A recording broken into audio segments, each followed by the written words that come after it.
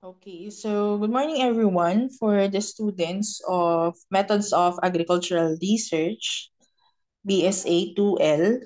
So, this is a recording of the lecture on the scientific method. So, what is scientific method? So, scientific method is a logical problem-solving process used by scientists and researchers. The exact steps may vary depending on the scientific question. Steps can be repeated, modified, or and reordered. So generally, scientists follow the same basic process. So this scientific method is used for us, and it is very crucial for you to understand this so that this will guide you in crafting your future research or your requirement uh, research proposal. So this is a method, it is a process, isang metodolohiya at isang proseso na kung saan ginagamit natin para masagot natin yung mga research problems na meron tayo. So ano-ano ba yung mga steps dito sa scientific method? First, we have question, or in other terms, pwedeng research question or research problem. So bakit ba ginagawa natin na nagtatanong tayo or nag-a-ask tayo ng question?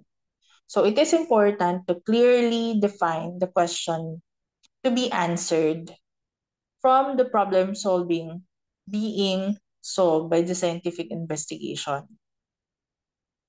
So it is important to ask the research question because it will clearly define, okay, what should be answered during the scientific investigation. Later on, I will be presenting an example of a research question in one of the or samples of research activities or manuscript of the student researchers in the College of Agriculture. So what are the tips for making a research question or for asking a question? So scientific questions should be narrow and specific, and broad and vague questions must be avoided.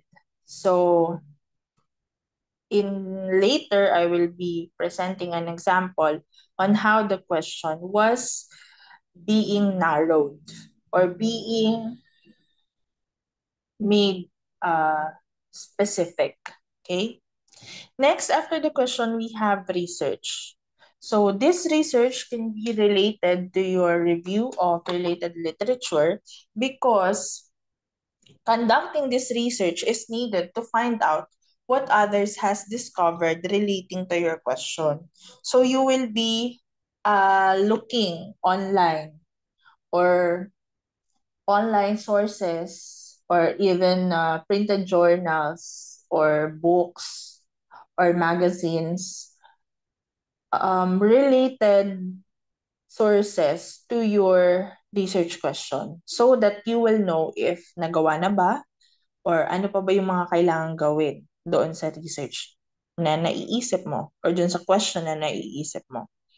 So, tips for conducting research: use a variety of reliable sources and document all your sources.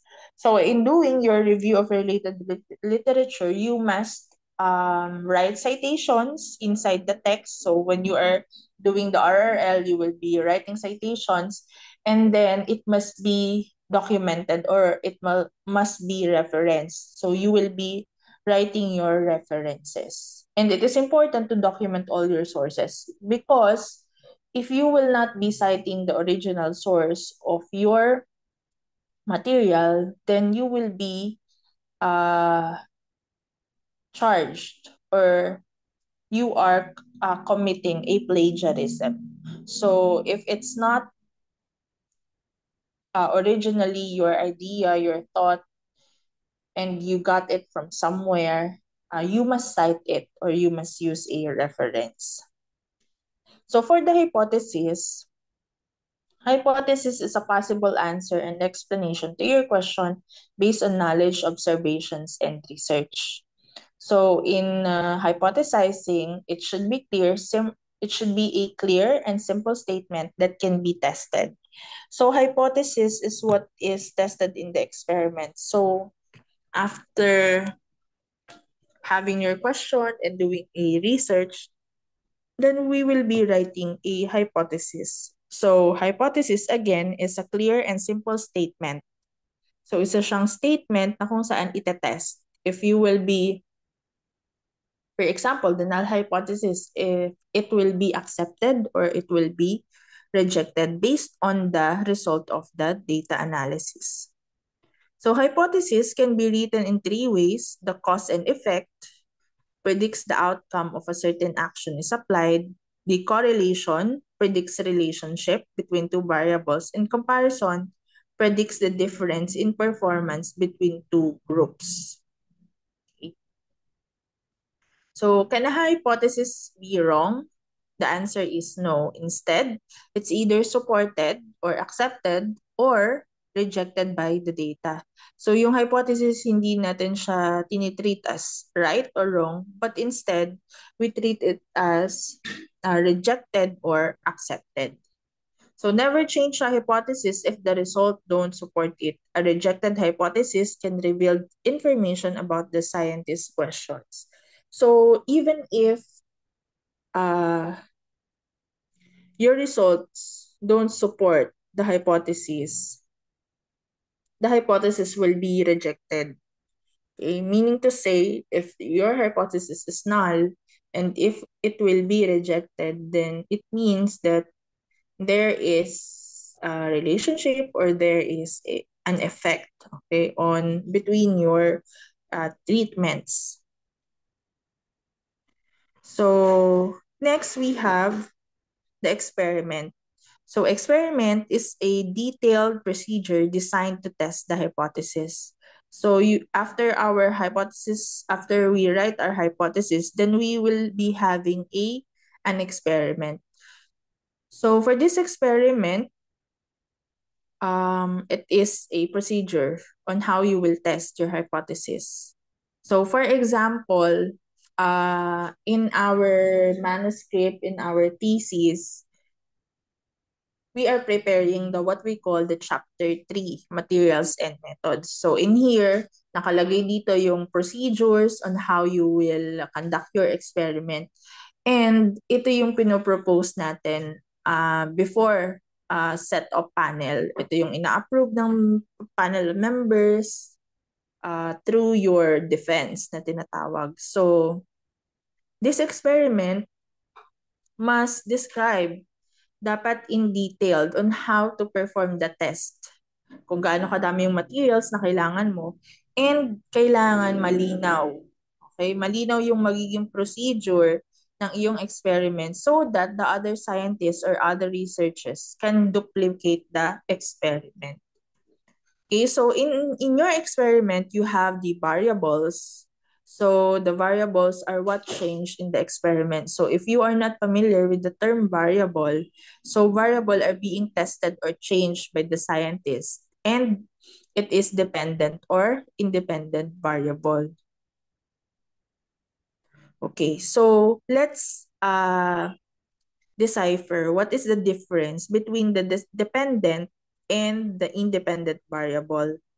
So let's first tackle the dependent or responding variable. When we say dependent, meron siyang, kumbaga, meron siyang dinidependehan. Okay? Dependent siya. Meaning to say, if dependent siya, there is an independent variable. So yung dependent or responding variables, siya yung nagre-respond, no? These are what the scientist is measuring or observing. Ito yung mini-measure ng mga researchers or ng mga scientists. For example, if we want to test the response of the plant in certain fertilizer, then we know that the dependent or responding variable there is for example, the response of the plant. It can be plant height, it can be the number of the leaves of the plant, it can be its photosynthetic rate, for example, or nutrient content in the leaves. So those are the dependent variables, and they depend on the type. For example, the type of fertilizer that we applied in the experiment. So if there is a direct link between the independent and dependent variable, there may be a cause and effect relationship. So another naman is the independent variable or the controlled variable. So these are the factors that scientists keeps constant in the experiment, which allows to attribute the results to the independent variable alone. So it's what the scientist keeps constant. For example, dun sa given scenario natin, different type of fertilizer effect on plant growth, for example. So we know that the independent variable there is the different type of fertilizer, because that is the type of fertilizer. Uh, is what is constant in the experiment. For example, it could be a type of fertilizer, could be a chemical fertilizer, what's the effect on plant growth, for example, or organic fertilizer, what is the effect on plant growth. So for a more visual understanding, later I will be presenting an example. Next, after we experiment, so of course, there is a data, there is a result. So after that, in the scientific process, after the experiment, we will record data in an organized and accurate manner. So this makes it easier to identify patterns, trends, and make predictions and draw conclusions. So use scientific journals, table, charts, and graphs. So, yun. After the experiment, of course, meron tayong mga mineasure doon. And then, there will be a data. So, the data will be analyzed to know if may pattern ba, if may relationship ba, if may effect pa. So ano ba yung data? So data are the results of the experiment. They can include a number of measurements like weight, height, percent, mass, or they can be observations. So it can be in terms of numbers or it can be in terms of observations. For numbers, for example, if we want to know the growth performance of a certain crop, for example, rice, then we can measure, for example, number of tillers of rice, the length of panicle of rice, the plant height. Okay. For example naman, if we want to measure sa animals, effect ng feed formulation sa animals, we can measure um, body weight, increase in weight or weight gain. What else? For example, carcass efficiency. Ayun. So, the result of those experiments that we conducted is what we call the data. So, scientists study data to look for meaning. They look for differences in the dependent variable between the control and then the test groups. So, if different exists, the independent variable may have an effect. If not, the independent variable may not have an effect. So, if there is a difference between the independent variable or yung treatments natin, walang difference, meaning to say, walang effect yung treatment na ginawa natin doon sa experiment. And then, after we analyze the data, then we can arrive to our conclusion. So, a conclusion is a statement based on the experimental measurements and observation. It includes summary of the results, whether or not the hypothesis was supported, and the significance of the study and future research or your recommendations. So, it is the last part. So, in our student thesis, it's the chapter 4, the sorry, the chapter 5, the conclusion, and then the recommendations. So after the process, so part of the scientific method is the communicate, or we need to communicate the result of our study. Scientists and researchers communicate their results through journals, magazines, website, television, radio, lectures, and posters. It can be also communicated through extension works or extension activity. Why there is a need to communicate? So communicating discovery advances the knowledge of the scientific community and it improves future studies. So remember that we are conducting research to solve a certain problem or to answer a specific question that aims to solve a problem. So if that is the case, it is necessary to communicate the result so that it can be replicated by other scientists or other experts in the field of work. And of course, sa atin, sa agriculture sector, of course, it can be replicated by the farmers and to improve their farming practices. So that is our aim for our research. So let us have an exercise. So for example, in this given scenario, the research question is Metarhizium anisopliae in liquid form can be effective against armyworm in onion? So if you are familiar with an armyworm, so armyworm is a major pest in onion. And Metarhizium anisopliae is a entomopathogenic fungi that is used widely in rice production to kill rice bugs.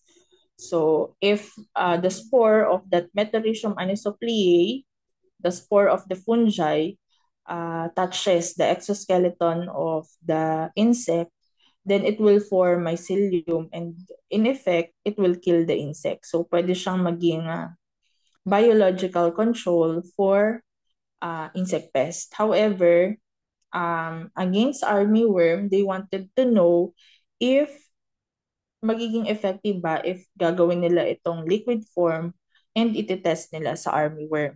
So if that is the research question, then they will be conducted research. Diba? Nasabi natin kanina sa scientific process to know what others have already done. Okay? So you can use Google Scholar reliable. So you can browse informations or a result of the studies to know ano na ba yung mga nagawa. So for example dito, na-highlight yung word na effect, the Metarhizium armyworm, and also liquid. So you must really know na ito ay baka may kinalaman doon sa research question na meron ka. Okay, so that's how you would conduct your research. And it is very important kasi kailangan mo di bang i-cite, kailangan mong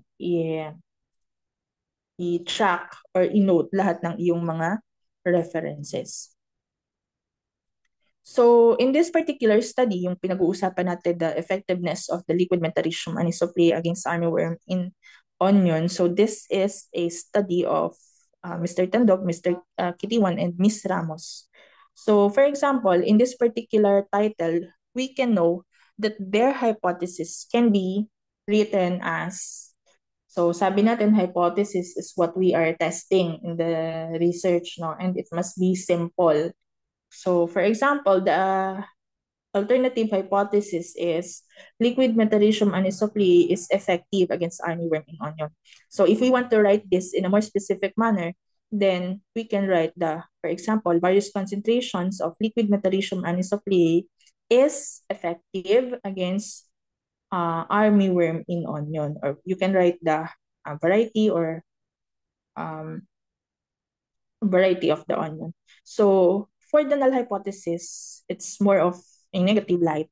So we can write the hypothesis like liquid Metarhizium anisopliae is not effective against armyworm in onion. So take note of the word not, it's in a negative form. Okay? Liquid Metarhizium anisopliae is not effective against armyworm in onion. Or the various concentrations of liquid Metarhizium anisopliae is not effective against armyworm in onion. Okay, so for this, another example of student thesis of Mr. Pascual, Ms. Hilado, Mr. Evangelista, and Mr. Sawali. So their title is Growth and Laying Performance of Decal White supplemented with various ratios of pelletized carbonized rice hull enhanced with seaweed puree.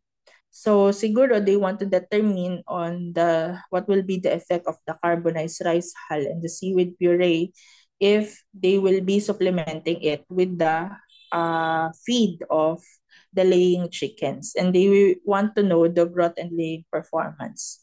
So in this title itself, we know that the dependent variable is the growth and laying performance of the chickens. And the independent variable is the ratios of pelletized carbonized rice hull with seaweed puree. So the research question, let's see what is the research question and then the hypothesis of this study. So the question that they have, or their problem or their research question is, they want to know the growth performance of layered chickens as affected by various ratio of pelletized carbonized rice hull enhanced with seaweed puree as feed supplement. So ginamit nilang feed supplement yung carbonized rice hull with seaweed puree. So sabi natin kanina sa question, dapat it must be specific. So if that this will be there because they are measuring the growth performance. So they specify it. So yung growth performance, they will measure it in terms of three: the gain in weight, the feed consumption, and then the water consumption. Okay, that's how they specifically write their growth performance. So yung growth performance ni layer ay measured in terms of these parameters. Okay. So, this is the independent variable. Sabi natin kanina yung treatment, ito yung pelletized carbonized rice hull enhanced with seaweed puree. So, yung kanilang T0, yung commercial feeds, and then yung kanilang T1, yung commercial feeds, and plus 2% of the tawag dito, the feed supplement.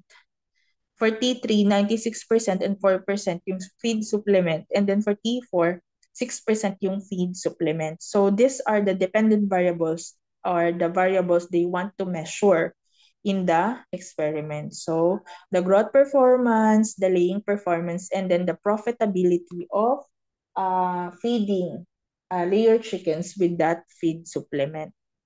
Okay. So this is an example of their data analysis or the result of the data analysis.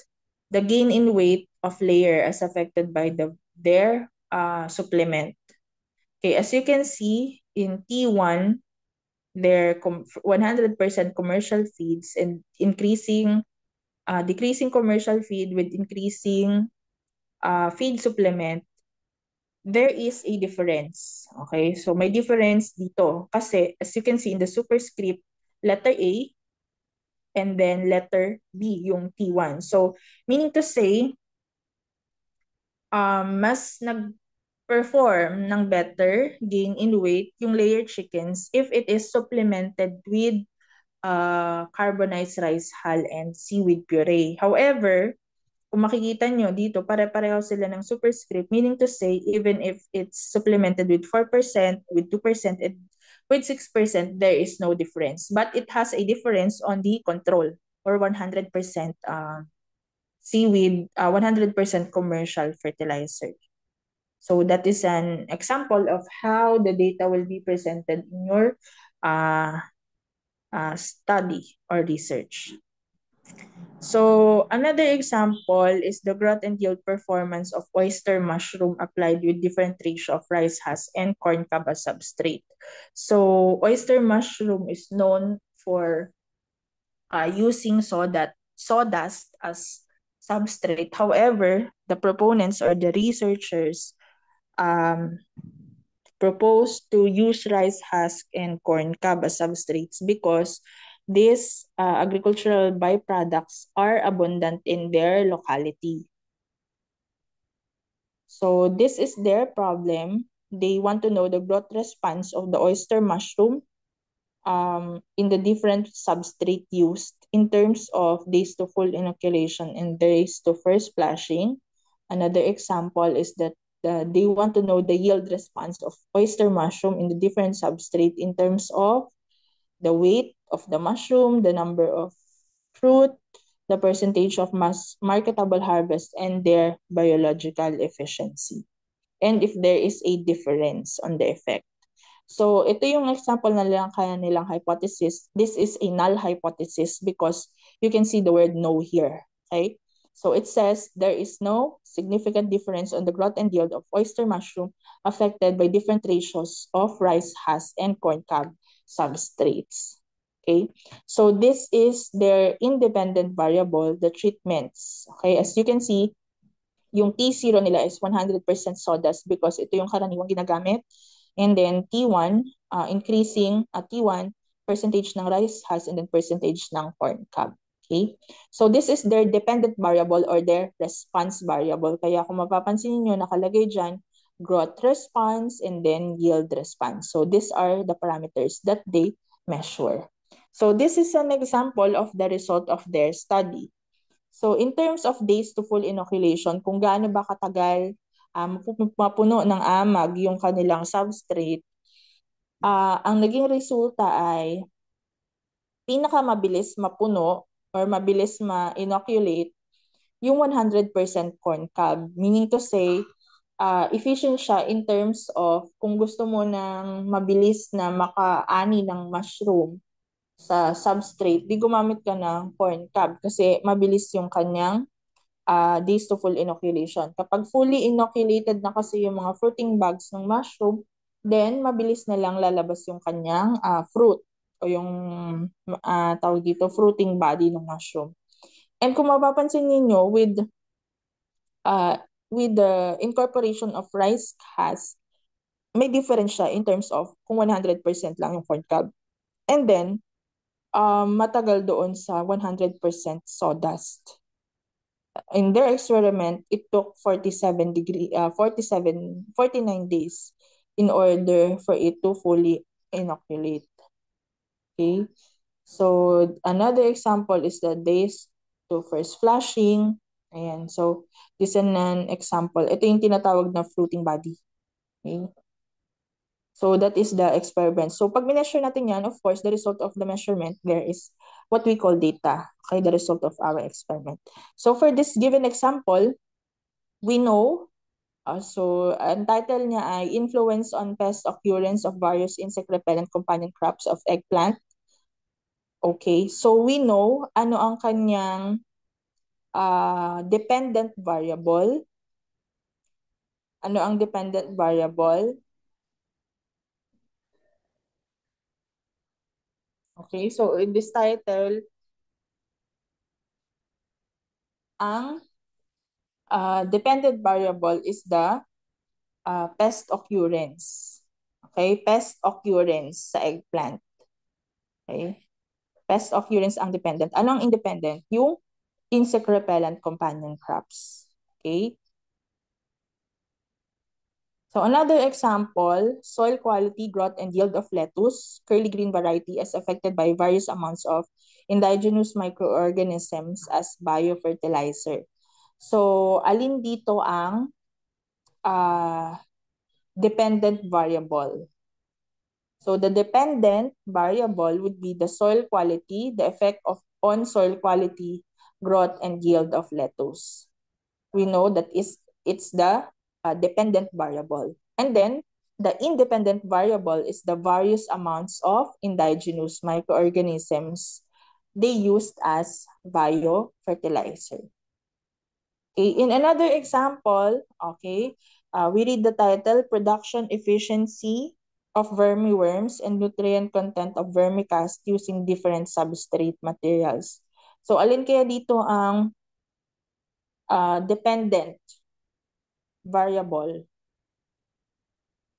Okay, so tama. Ang dependent variable natin dito ay yung production efficiency ng vermiworms at nutrient content ng vermicast. Alin ang independent variables? Yung different substrates na ginamit nila.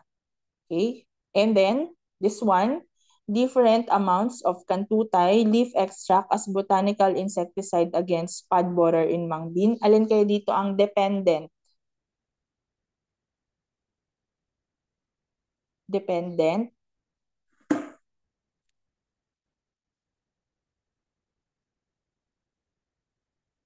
Okay, so ang dependent dito, medyo hindi siya madaling makita, pero we know na ang dependent dito ay yung insecticidal effect sa pod borer. Okay, insecticidal effect sa pod borer. Nino, ang independent dito ay yung kantutay as botanical insecticide. Si kantutay as botanical insecticide ang independent variable at yung insecticidal effect ni kantutay sa pod borer samang din ang sorry, ang dependent variable ay insecticidal effect kay pod borer. Okay? Ang independent variable ay yung kantutay used as botanical insecticide.